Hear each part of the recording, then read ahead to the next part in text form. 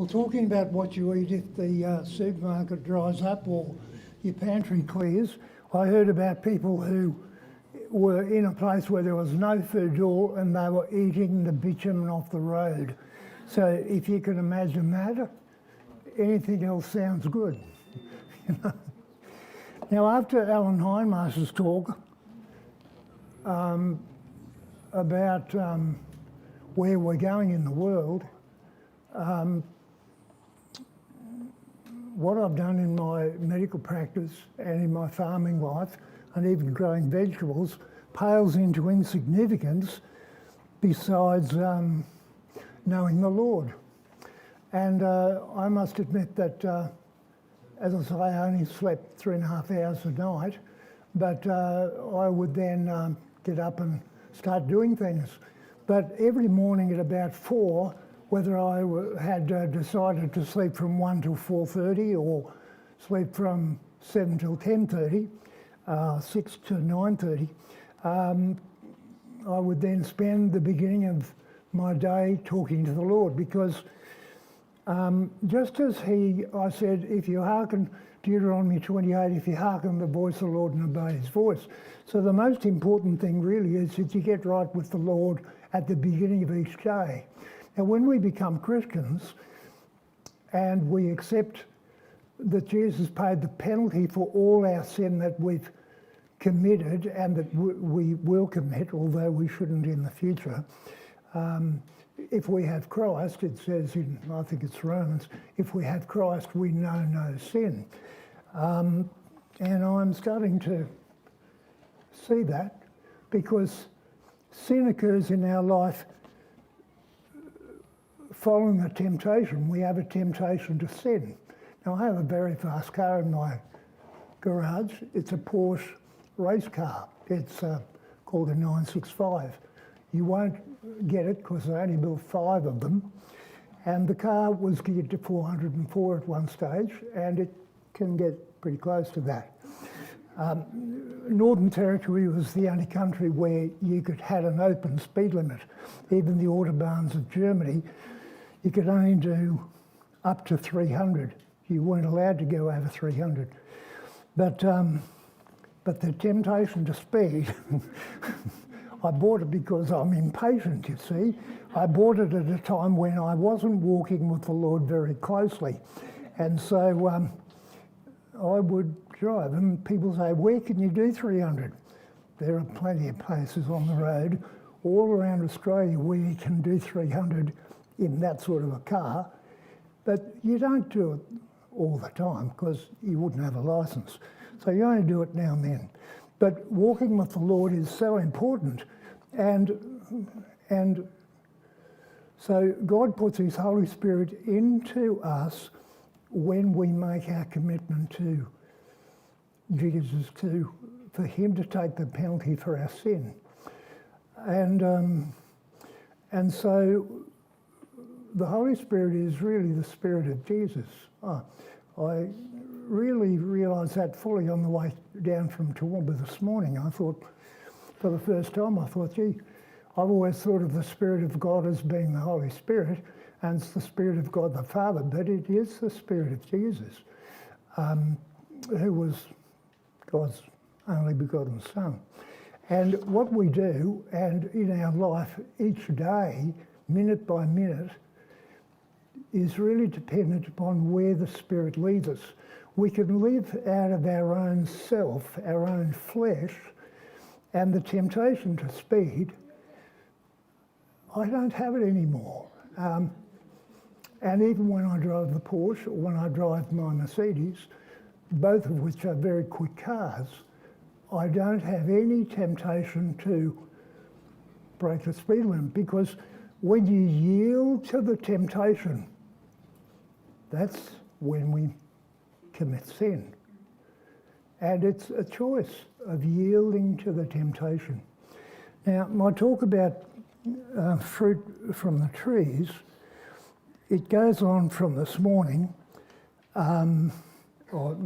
this afternoon, earlier, where the most important thing is to grow good compost and to make good compost, and then incorporate that into your vegetable gardens But while you're while you're putting out your 4 plots of foods, and you do a crop rotation to eradicate pests and diseases from your crops. That's why you do a crop rotation. Now, I did a crop rotation on my farm at Southbrook, and my neighbour, John Boland, had 2,500 acres, and he didn't rotate. He grew wheat or sorghum, that was it. Whereas on my property, I would fallow, and in the fallow I would grow barley or oats plus lupins, and then plough it in before it set seed, because otherwise you get the seed driving you mad for the next year, 2, 3, 4. And then the other rotations would be, you'd have fallow and then you'd grow roots, and then the next year in that paddock you'd grow brassicas, and the next one you'd grow legumes. And that rotation going that way with grass, oats, barley and lupins, and then to root crops, and then to brassicas, and then to legumes, reduces things like crown gall or nematodes. Now, when I was 31, I gave up medicine for a while. I was disillusioned, and that was really the time where I went from writing out on the prescription book to doing treating people alternatively through what they ate and giving them minerals and vitamins. And that really works well. And composting your vegetables, composting your trees is part of that, where you reject chemicals in your life, whether they're fertilisers or whether you're putting them into your body. Because before Big Pharma came along, our grandparents and their parents and their parents didn't use drugs. They didn't use chemicals in abnormal amounts, which is what the drugs are. And Matt talked about plantain and those sorts of foods. Well, they're herbal things. Now, herbal medicine was taught in the Western medical schools up until 1909. And in 1910, the world's biggest drug company, which I'll call them by their first name, IG Farben, which was headquartered in Germany. IG Farben began funding medical schools in the West with drugs. So that's when it started, 1910. But up until that time, I've got 3 textbooks of medicine, materia medicae they call it, which is the chemicals, or no, it's the minerals that you use to make people better. And they were printed in 1906, 1876 and 1909, all before IG Farben came along. And then from 1910 is when the rot set in with chemicals given to people to supposedly make them healthier without telling you about all the terrible side effects.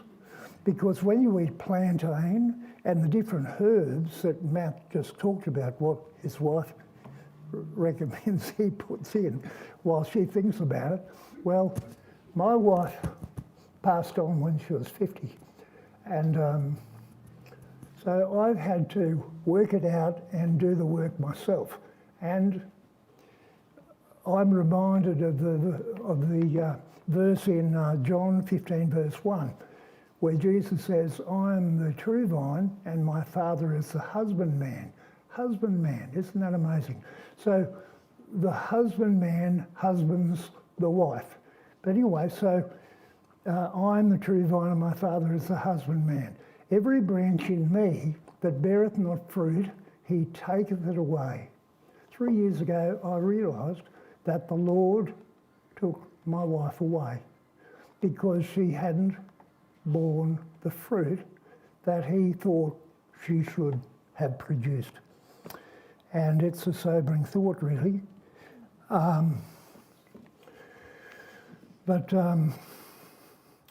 So in growing your vegetables and in growing your fruit trees, you need an authority who is the husbandman. And in your families, Paul talks about in Ephesians about the husband is the authority over the wife, and then the husband is under the authority of Jesus. And Jesus is under the authority of his Father, God the Father. And the husbandman is the one who directs the farming operation. So growing compost, making compost rather, to incorporate into your garden beds and then put into your fruit trees. Now, while you're preparing the ground for the garden beds, you could make use of the time you've got that will take, and it might take 6 months to do that. You could go to a landscape nursery or a place that, and I've done this, and I've gone and with the pH meter, after 3 days of rain, I've gone to, that's when I drive around all the yards and I squeeze up some soil. No one else is in the yard because it's been raining.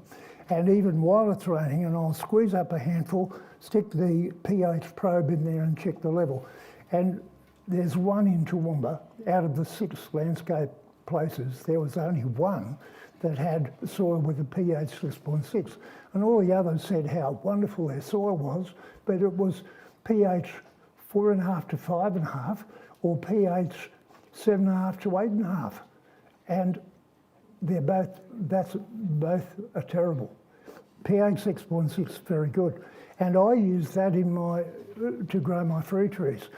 Now, my property where I am now has got red volcanic soil, and that's a red clay, and you get toxicities of aluminium, iron, and molybdenum actually, and aluminium. So those are present in the soil in silicates, and they bind up a lot of the nutrients, and that occurs in clays.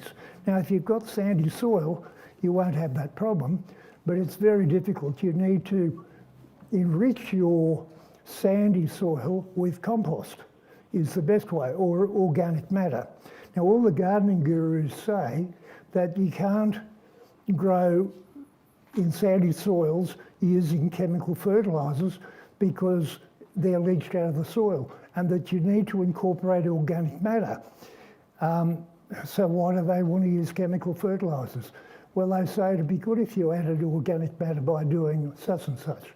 And you're better off to not even go with the chemical stuff. You're better off to just make your compost, incorporate it into your vegetable gardens, and then get this soil, if you can get one that's between 6.3 and 6.7, or just 6 to 7, and then you can use that to put your fruit trees in the short term. Now, in one of my photos, this thing here, this is a cordon, the next one is the espalier, etc. Now, if you look at my handout, on one of the pages there, I've got a picture, or actually on the second one in the first talk, I've taken a photo of my orange trees. Now, if you've got a small yard, you really only need 1 lemon, 1 orange, and maybe 1 fig and 1 mulberry. Now, the fig and the mulberry could grow in pots. So if you want to put a pot on your patio, the pot should be at least 35 centimetres diameter and at least 50 centimetres deep. And then you can put, and I actually did that in mine. Yeah, okay, now this is, for a while, while in my retirement, this was about 5 years ago, I decided I might leave Toowoomba and I'd go to Brisbane. So I rented a penthouse. Now that's the eastern veranda. There was another one like that on the south, and there's a portico in the corner, and you can see from there, it was a beautiful unit, penthouse, and that's the Hamilton Heights Hills. That's the Brisbane River with the Newstead Reach. There's the Hamilton skyscrapers over there, and then behind the highest crane you can see the Gateway Bridge. So I could see from Ascot, Clayfield, Hamilton, Wynnum, the Gateway Bridge, all around Mount Gravatt, the Story Bridge, couldn't see all around, but anyway. And on the right-hand side, there are 2 mulberry trees. One's an ordinary white mulberry with the little fruit, and the other one's a Shattuck mulberry that I mentioned before. The Shattuck mulberry has fruit that's 10 centimetres long, about 6 millimetres diameter, and it's white, and very sweet. It has 60% fructose. Now that's incredible. That would make my diabetes worse. So would I eat it? No. No, I only did those to eat the leaf. So I was eating a leaf a day of those, still do. But through the winter you can't do it because it's deciduous, you know. So you can grow it in pots, and the pots, you can't see them there, but the pots were big. You can buy plastic pots, and plastic pots are the best to use for containers because they don't lose moisture. If you use terracotta pots, they look nice, or earthenware pots, they look very nice, but you're watering them all the time. Whereas when you have the black plastic pots, and then I built planter boxes for my pears and my figs while I was waiting to improve my soil, because the pH, as I was about to say before, of my red volcanic soil was great, but it had a pH as low as 3.8 up to about 4.5, which is way too acidic, and you get problems with not enough potassium, phosphorus, etc. in the soil. So to be able to get potassium into your plants and then into your body, you need to get the pH to between 6 and 7. Now, in that photograph that Vince has put there, thank you, Vince, this is these are lime trees, because I went through a phase of drinking Cointreau. I've still got it in my house. Cointreau's made out of orange peel by French. That's the only thing about France that I like, is Cointreau. And it's made out of orange peel. And then they add a bit of ethanol to it.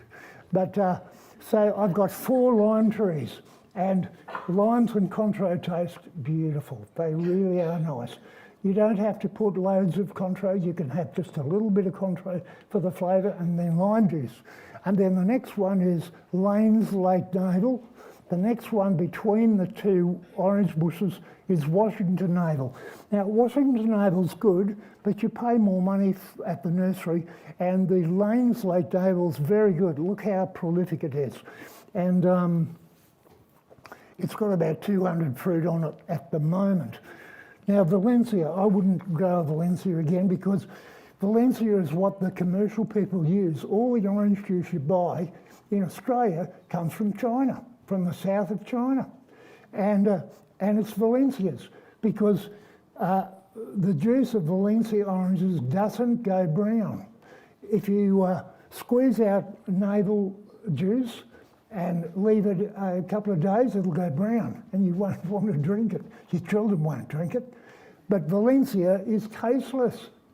And so orange juice in the shops is Valencia oranges from China with sweetener added to make it taste nice. Now, Big Pharma, they add sweetener. I went to the doctor, a friend of mine, the other day, and he looked at a tablet that he was thinking about I should take, because I have the free anxiety problem that Alan just talked about. From the days of my wife, it's been a long time. You know, she had borderline and narcissistic, if you know what that means. And so I've got that anxiety from way back there. And on the Big Pharma stuff, Craig was amazed to see they had ethylene glycol in the tablet, a blood pressure tablet called Macardis. Ethylene glycol. Why would they want to put that there? To make us sick. Ethylene glycol causes vacuolation of your brain, your heart, your kidneys and your liver. That's like holes in your liver. Do you need holes in your liver? Do you want holes in your brain? I don't think so. So he was shocked. I was shocked. Ethylene glycol is in brake fluid. Would you drink brake fluid? I knew a man who was a rat of Tobruk when I first started practice. He was a rat of Tobruk in North Africa in the Second World War. And in those days, the tanks had methanol in them, methyl alcohol, which is cleaning fluid today. It's cleaning fluid. So when their tank would get blown up, they would drink the brake fluid out of the tank, which was like drinking alcohol, not a problem. But today, the brake fluid is made of diethylene glycol and ethylene glycol. So he got stuck on the Birdsville track and he drank the brake fluid, and 3 days later he died. And when I was studying medicine, I remember Konrad Hirschfeld, a German physician surgeon, showed us the specimens of this man's kidneys and brain and heart from having drunk ethylene glycol, see? So Big Pharma puts ethylene glycol in our tablets.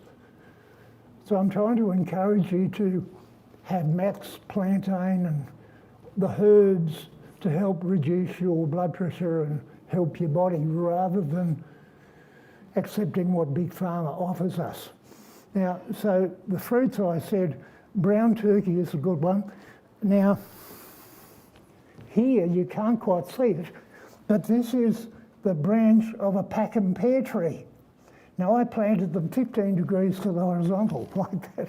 So when you plant pear trees that way, they get to about 75 to 100 feet. I don't think there's a cherry pecker that will go to 100 feet so you can pick the pears, is there? Does anyone know of a cherry picker that would go that high? See?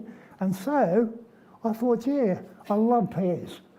I love Joy and Ducomus pear. It is exquisitely beautiful. It has either pale yellow or pale pink flesh. All the others are very ordinary. But Joy and Ducomus is further down there. I didn't include that in the photo, but that's a Packham pear, and these next two are Winternellus. Now they're the cross-pollinators to pollinate each other, because pears aren't self-fertile, and a lot of fruit trees are, and you need bees to pollinate. Or it's very hard to pollinate the flowers when they're 100 feet high, isn't it, don't you think? And so I decided I'd plant them at 15 degrees to the horizontal. Now that tree is already 3 metres high, 3 metres long. So these branches here are the terminal tips that are heading to the sky. So the problem with planting always is that the top shoots, see the top shoots? They go vertically and they're not fruitful. So when you're growing trees, you've got to prune off all the vertical shoots. So when you grow them at the angle, that tree actually was 2 years old when I bought it, but it was only this long.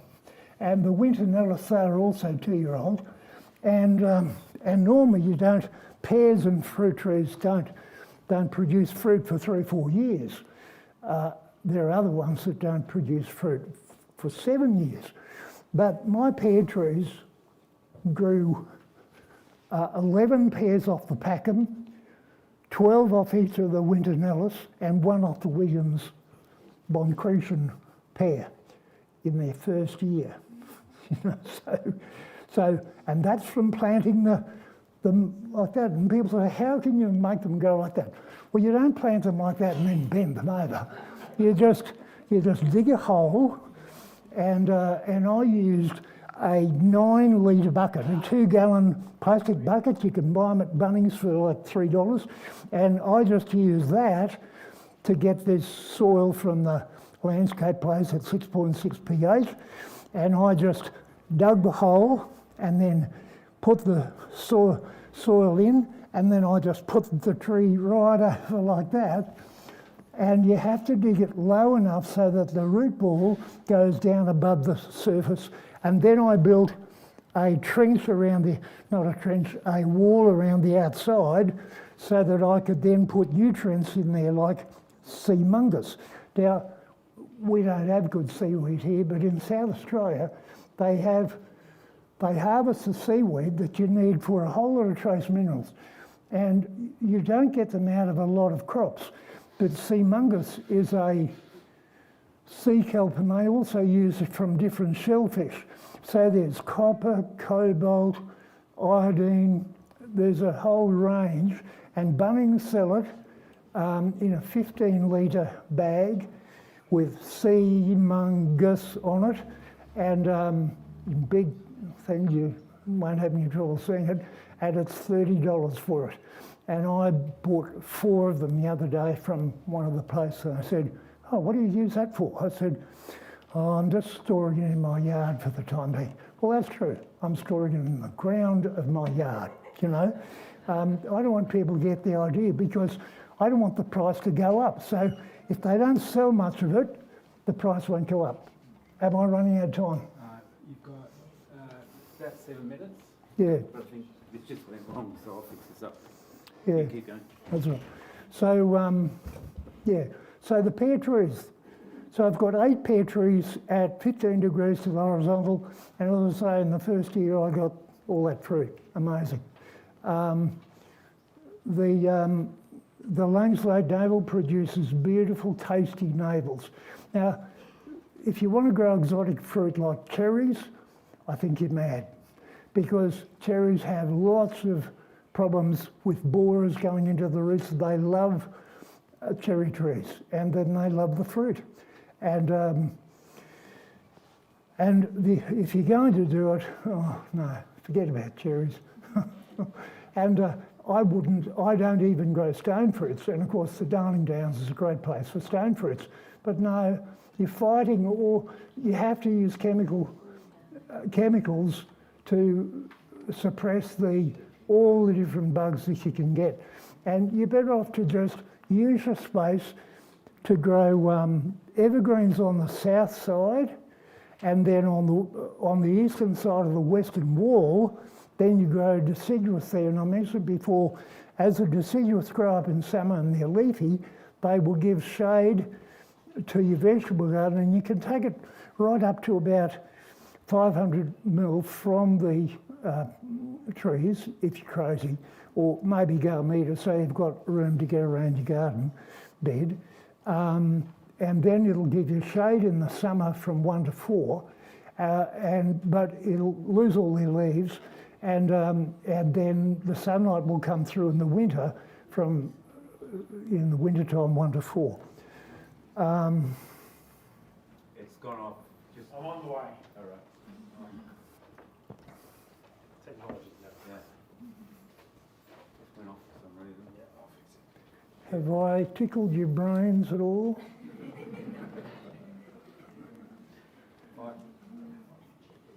Right. No, I've had nothing. He's down. Maybe we could just have 5 minutes of questions. Would that be okay? Yeah, okay. Right. Has anyone got any crazy questions? Yep. What about permaculture and things like that? What about what? Permaculture. Oh, okay. Well, I bought a property in Yamundi when I was 31. I got sick of doing medicine, so I went and bought a dairy farm in Yamundi, and because dairying was undergoing deregulation, I decided I'd grow ginger. And that was a lot of fun, because I was fighting with the ginger board. And Bill Mollison was the permaculture expert who lived in Tasmania. And permaculture is great in Tasmania, but it's difficult in Queensland.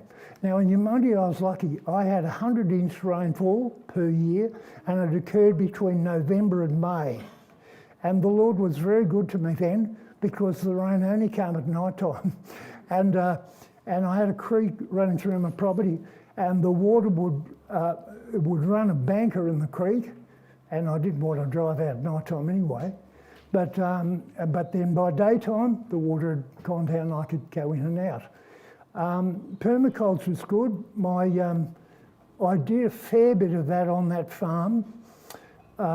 It was only 40 acres between a couple of mountains, and the principles of permaculture are very good, but it's intensive, you know. Your wife might divorce you. When I was doing it, my wife had pituitary atrophy, and I didn't know what she had, and neither did the 7 specialists that I took her to. in Wickham Terrace. And eventually I was getting a guy to put tiles on the floor of my log cabin house that I built on concrete. And he said to me, "Do you always carry Carolyn from the bedroom to the toilet?" I said, "Well, she can't walk, she'd collapse." And that's what I was doing at that time. I was carrying her 12 feet from the bedroom to the toilet. She could go, I'd prepare her some food and then she'd eat it. Sometimes she'd throw it at me. And, but it was intensive. And because she was sick, I was able to spend the time either doing locums for doctors in Nambour, Noosa or Coolum or Karoi and doing permaculture. So it's successful, but the principles are, composting is very important. There are a couple of books that Bill Mollison produced on permaculture, and it's good, but it's intensive. What's up with the swaling and different things like Yeah, swales. Well, that's on the handout, page 9 or 10, has got swales on it. It's got a thing of the soil going down like this and 2 trees there, and you fill it up. Yeah, swales.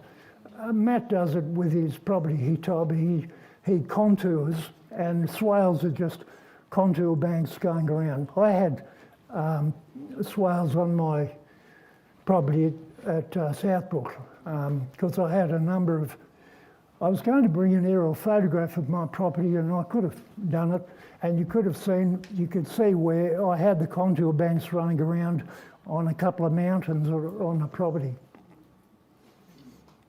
Thank you, Oliver. We'll finish there. Thank you. Thank you very much.